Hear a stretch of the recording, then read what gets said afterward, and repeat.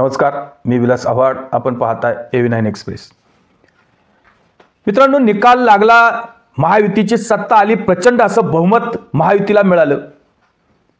आणि या तीन प्रमुख पक्ष म्हणजे उद्धव ठाकरेंचा पक्ष असेल, राष्ट्रवादीचा शरदचंद्र पवारांचा पक्ष असेल किंवा काँग्रेस असेल, या तिन्ही पक्ष मिळून 48 आमदार 288 मधून यांना निवडून आणता आले. आणि प्रचंड अशी हार या लोकांची झाली. आता यांना महाविकास आघाडीला लोकसभेला चांगला विजय मिळाला होता, यांना तो 2-4 महिने सुद्धा टिकवता आला नाही. हे इतके हवेत होते, यांना असं वाटलं की लोकांना आपली गरज आहे, आपल्याला लोकांची काही गरज नाहीये. हे फक्त यांचे आकडेमोड करायला लागले. मग आता मुख्यमंत्री कोण करायचा? उद्धव ठाकरेंना असं वाटलं की मीच मुख्यमंत्री होणार. राष्ट्रवादी शरदचंद्र पवार पक्षाला किंवा स्वतः शरद पवारांनाच असं वाटलं की आता संधी आहे, आपल्याला इतकं प्रचंड बहुमत महाविकास आघाडीला लोकसभेला मिळाले, राज्यात पण लोक देणारच आहे, लोकांना गरज आहे आपली. मग आता उद्धव ठाकरेंना काय परत मुख्यमंत्री करायला काय त्यांच्या काय आपल्या काय डोक्यामध्ये फरक पडलाय का? त्यांनी सांगितलं नाही नाही नाही नाही, हा निकाल लागल्यावर आपण निर्णय घेऊ. आणि मग हे उद्धव ठाकरेंना पण नाही म्हणाले, यांना सुप्रियाताईंना मुख्यमंत्री करायचं आणि नाना पाटोले ना स्वतः मुख्यमंत्री पदाची स्वप्न पडत होती. बाबा होते पृथ्वीराज बाबा, बाळासाहेब थोरातांनाही स्वप्न पडायचे. खरं तर थोरात पृथ्वीराज बाबा यांच्या दांड्या गुल झाल्या. नाना पटोले 208 मतावर निवडून आले. आणि उद्धव ठाकरे तर स्वतः कधी निवडणूकच लढत नाही. आदित्य ठाकरे निवडणूक लढतात, दुसऱ्यांदा ते निवडून आले, त्यांचं पण निवडणुकीमध्ये मताधिक्य फार घसरले, वाट लागली आहे, अशी परिस्थिती आहे. आणि रोहित पवार जे शरद पवारांचे नातू, ते 1200 मतांनी निवडून आले. तेव्हा ही जी काही परिस्थिती यांच्यावर ओढवली, मग आता यांना असं वाटलं की आपली तर इज्जत गेली, आपल्याला तर महाराष्ट्रामध्ये आपलं काळं तोंड दाखवायला जागा राहिली नाही. मग काय करायचं? लोकांनी तर महायुतीच्या लोकांना उचलून घेतलं, डोक्यावर घेतलं. प्रचंड असं ऐतिहासिक बहुमत महायुतीला जेव्हा मिळालं, तर यांच्या पोटामध्ये कालवा कालव झाली, यांच्या पोटामध्ये पोटसूळ उठला. आणि मग जनतेची भूल, जनतेची दिशाभूल करायची, जनतेच्या मनामध्ये विष पसरवायचं, जनतेच्या मनामध्ये अनेक प्रकारच्या भ्रम पैदा करायचे. याच्यासाठी मग वेगवेगळ्या प्रकारचं टूलकिट वापरायचं. आणि मग निवडून आलेल्याच आमदारांनी बोंब मारायची का आम्ही राजीनामा द्यायला तयार आहे, ईव्हीएमच्या ऐवजी बॅलेट पेपरवर निवडणुका घ्या. मग त्याच्यासाठी ती मार्कडवाडी शोधली. आता या मार्कडवाडीचे अनेक माकडचाळे आपण पाहिले. इथं जाऊन विनाकारण जे काही लोकांनी तमाशा घातला. खरं तर हे मार्कडवाडी गाव माळशिरस या मतदारसंघात येतं. आणि हे जे काही प्रभाव क्षेत्र आहे, हे मोहिते पाटलांच्या विरोधातली ही गाव आहे. मोहिते पाटलांचा ज्याला पाठिंबा असेल तिथं हे गावं मोहिते पाटलांच्या विरोधात मतदान करतात. आणि या गावानं खरं तर राम शिंदेंना मतं दिली. उत्तम जानकर जरी आमदार आता निवडून आलेले, त्यांना मतं यांनी दिले नाही. पण या लोकांनी काही पैसे आणले असतील आणि या लोकांनी काही लोकांना शब्द दिला असेल, सरपंच असतील किंवा चेअरमन असतील, हे पुढारी उमेदवारांच्या पाठीमागे लागून आपल्याकडे काही पैसा गोळा करतात. आता यांनी काही पैसा काही जनतेला काही वाटला नसेल. आणि मग यांनी काय करायचं? आम्ही तर मतं तर उत्तम जानकरांनाच दिली, मग ते कसे काय पडले, राम शिंदेला तर मतच नाही पडायला पाहिजे.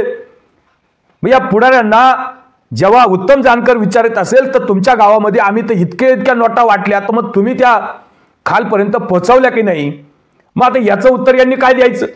कारण पैसे तर हे खाऊन बसले पुढारी 4.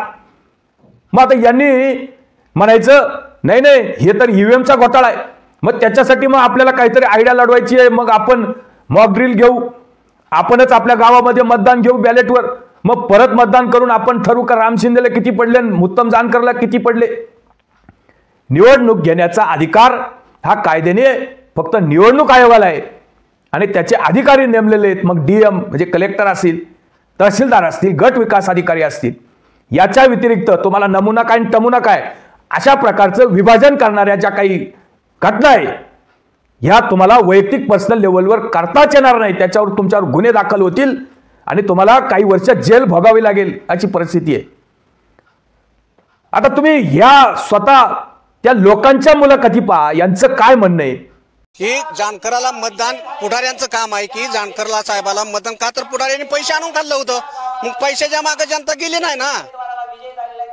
सगळे मतदारांनी मतदान प्रत्यक्षात राम सातपुते यांना भरपूर मतदान केलंय त्यांनी, कारण जानकर साहेबांनी अन्याय शेतकऱ्यावर केलेला आहे। कसं शेतकरी मतदान देईन? जानकर साहेबांनी कारखाना विकून खाल्ला, शेतकऱ्याचं शेअर बुडवलं, शेतकऱ्याचं काय ठेवलं आणि गरुड बंगला बांधला। नाही अजिबात नाही, हे मशीनवर त्यांचा आणायचा फक्त प्रयत्न केला जातोय। किंवा मार्केटवाडीत तसा प्रयत्न नाही, काही नाही। ती कसं घेतलं तर 4 पुढे फक्त मशीनवर आणायचं म्हणून हे केलंय। सभेला सर्व लोक हे बाहेरचे लोक आहेत, गावातील लोकांचं प्रमाण खूप कमी आहे, हे लक्षात ठेवायचंय। आणि एक मिनिट असं की मी स्वतः धनगर समाजाचा आहे, धनगर समाजाला मतदान न करता आम्ही गावातल्या सर्व धनगर समाजांना विकासाला मतदान केलेलं आहे, हे लक्षात ठेवायचं। बघितलं असेल की हे लोक म्हणतात की त्या लोकांनी पुढाऱ्यांनी पैसे आणले, मग आता ते पुढाऱ्याचं मन धरण्यासाठी आता म्हणायचं की नाही आमच्या गावात तर राम शिंदेला मतच नाही झाली, तुम्हालाच झाली, इथं काहीतरी घोटाळा झाला। अशा प्रकारच्या या सगळ्या बोंब मारण्याचा धंदा आपण पाहिला। आणि मग सुरू झालं पर्यटन क्षेत्र, माळशिरस तालुक्यामध्ये हे मार्कडवाडी, मग अगदी राज्यातून देशापर्यंत गेलं। आता राहुल गांधी येणार आहे म्हणे, अजून राहुल गांधीची काही तारीख ठरली नाही, पण नाना पटोले येऊन गेले। नाना पटोलेच्या अगोदर सकाळीच खरं तर भारतीय जनता पार्टीचे बी 2 आमदार येऊन गेले। मग सदाभाऊ खोत असतील किंवा गोपीचंद पडळकर असतील, यांनी पण शरद पवारांचा, उद्धव ठाकरेंचा, नाना पटोलेंचा चांगला समाचार घेतला। त्याच्या अगोदर 2-3 दिवस शरद पवार स्वतः आले होते। आता हे म्हाडा मतदारसंघात एक गाव येतं, शरद पवार सुद्धा एकदा इथं निवडून गेलेले। पण शरद पवार जेव्हा उभे होते तेव्हा या गावात आले नाही, त्याच्यानंतर 1-2 निवडणुका झाल्या, पण शरद पवारांनी या मार्केटवाडीला कधी भेट दिली नव्हती। पण मिठाचे खडे टाकायचे, गावात येऊन पेट्रोल डिझेल रॉकेल वाटायचं आणि त्याचा आगडोम देशामध्ये कसा पसरल हे विष पसरवण्यासाठी शरद पवार बाकी मार्केटवाडीमध्ये आले। आणि तिथं जाऊन काय बोलतात ते की सरकारला काय अधिकार आहे तुमच्या गावात कर्फ्यू लावण्याचा आणि तुम्हाला तुमच्याच घरात डांबून ठेवलं, हा कोणता कायदा? शरद पवार, खरं तर शरद पवारांची सुद्धा कीव करूशी वाटते की हा माणूस 4 वेळा महाराष्ट्राचा मुख्यमंत्री कसा झाला? कायदा आणि सुव्यवस्था नावाची काही चीज आहे की नाही? आणि काय चिथावणी देतोय माणूस? खरं तर शरद पवारांसारख्या माणसाला सुद्धा थोडीशी जनाची मनाची वाटली पाहिजे की आपण भोळ्या बाबड्या लोकांना चिथावणी देतोय, आपण लोकांना रस्त्यावर या अशा प्रकारचं आवाहन करतोय आणि प्रस्ताव द्या, ग्रामपंचायतीचा प्रस्ताव द्या, तमके प्रस्ताव द्या। आणि यांच्या सभेला 1000-2000 लोक जमले असतील, ती सुद्धा गावची नव्हती। हे सुद्धा आजूबाजूच्या लोकांकडे, आजूबाजूच्या तालुक्यातून, आजूबाजूच्या भाड्याने आणलेली लोक होती। ते सुद्धा हे ग्रामस्थ काय बोलतात ते त्या पाहून घ्या। हे गावातली फक्त 4च माणसं आहेत, त्यांचे 4च पुढारी, फक्त एक गट। आता पूर्ण गाव, पूर्ण तालुका आणून इथं बसवलाय। हे पूर्ण गावातलं इथं एक तुम्ही आधार कार्ड चेक करा प्रत्येकाची।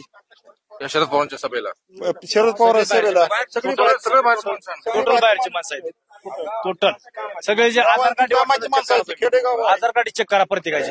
ही कुठली माणसं आहेत बघा तुम्ही, गावातला एकही माणूस।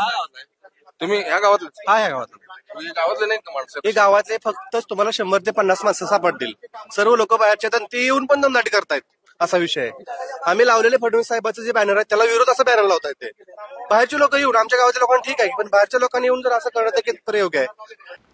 तेव्हा शरद पवारांची अक्षरशः दैनंदिन अवस्था अक्षरशः वाईट झाली आणि या लोकांना अक्षरशः झोपेत सुद्धा देवेंद्र फडणवीस दिसतात। जनतेसाठी यांनी काहीच केलं नाही, यांचं अख्खं आयुष्य फक्त आग लावण्यामध्ये गेलं। खरं तर पडळकरांनी तर सांगितलंय की जेव्हा 100 शकुनी जन्माला येतात किंवा 100 शकुनी जन्माला येऊन मरतात तेव्हा एक शरद पवार जन्माला येतो, अशी खिल्ली सुद्धा पडळकरांनी यांची उडवली। फक्त आता मराठा समाजाचं आंदोलन झालं, मग आता धनगर समाजाच्या गावामध्ये कुठंतरी आग लावायची, मराठ्यांना सत्तेच्या पुढे उभं केलं, असं दाखवलं की अख्ख्या महायुतीला मराठा समाजाचा विरोध आहे. पण काय नाही, सगळ्या मराठा समाजाने महायुतीच्या आमदारांना मतं दिली, अक्षरशः देवेंद्र फडणवीसांना सुद्धा मतं दिली. पण हे यांच्या पोटामध्ये आता जुलाबतात आहे, यांना पावत नाहीये. मग वेगवेगळं आता जरांगेची किंमत शून्य झाली, जरांगेला कोणी विचारत नाही. मग बाबा आढाव 95-100 वर्षामध्ये त्यांचा आत्मक्लेश, बाबा आढावनी सगळं अख्खं आयुष्य शरद पवारांच्या विरोधात घालवलं, त्यांना त्यांचं काही कळाना. आणि हे 2-4 पुरोगामी, तो विजभर चौधरी, तो एक आसिम सरोदे, कोर्टाची त्याची सगळी ज्ञान त्याचं गायब झाले आणि केसेस मिळत नाही. मग याला साहेब म्हण, उद्धव साहेब, शरद पवार साहेब, हे सगळे याचे मालक झाले. आणि हा झालाय लोलक, याला कोणी विचारत नाही, याचं ज्ञान एकदम घंटा तज्ञासारखे. मग यांनी काहीतरी टूलकिट काढायचं आणि लोकांना फक्त भ्रम पैदा करायचा, लोकांमध्ये विष कालवायचं आणि सत्तेच्या विरोधात, शासनाच्या विरोधात, संस्थांच्या विरोधात फक्त दिशाभूल करायची. आणि कायदा आणि सुव्यवस्थेची परिस्थिती कशी खराब होईल एवढाच धंदा या लोकांना उरलेला आहे. आणि या सगळ्या गोष्टी आता काही लपून राहिलेल्या नाहीये. यांनी काय काय नाटकं केली, कशा कशा पद्धतीचे यांचे षडयंत्र, हे षडयंत्रावर सगळा पर्दाफाश झालेला आहे, सगळे उघडे नागडे झालेले आहेत. एक एक दिवसात मध्ये या लोकांचा सर्वांचा समाचार होणार आहे. कोणी याच्यातून सुटणार नाहीये. ज्यांनी ज्यांनी देशाच्या विरुद्ध, राज्याच्या विरुद्ध षडयंत्र केले, या षडयंत्री लोकांना योग्य ती सजा या शासन कालामध्ये नक्कीच मिळेल आणि ती मिळाली पाहिजे, एवढी आपली अपेक्षा आहे. तुर्तच थांबतो. व्हिडिओ आवडला असेल तर लाईक करा, शेअर करा. धन्यवाद.